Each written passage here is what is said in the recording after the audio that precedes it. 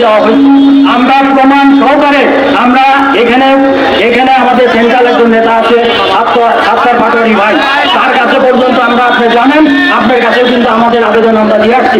কিছুদিন আগে আমাদের যুব নেতা টুকু ভাই একটা বক্তব্য দেখলাম ভাইরাল হয়েছে।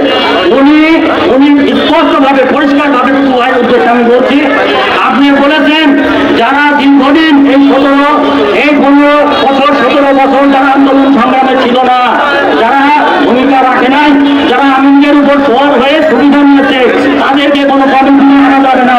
শুধু ভাই আপনার উদ্দেশ্যে আমি এই কথাটা বললাম।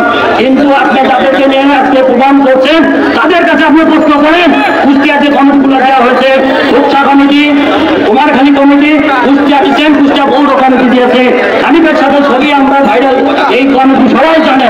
এই জন্যে আমরা ধৈর্য ধরে আছি। আমরা সেরকম কোনো কর্মসূচি এখন পর্যন্ত দেয়নি। সামনে কিন্তু আমরা হরতালের মতন কর্মসূচি নিয়ে আসতে পারি। এবং যদি আপনারা এটা নিয়ে কোনোরকম যদি আমাদের সাথে আলোচনা না করেন এবং এই কমিটি বাতিল করে নতুন কোনো কমিটি না দেন, তাহলে আমরা হরতাল থেকে শুরু করে বিক্ষোভে কুষ্টিয়াকে আমরা অচল করে দেব এবং কঠোর কর্মসূচি দেব।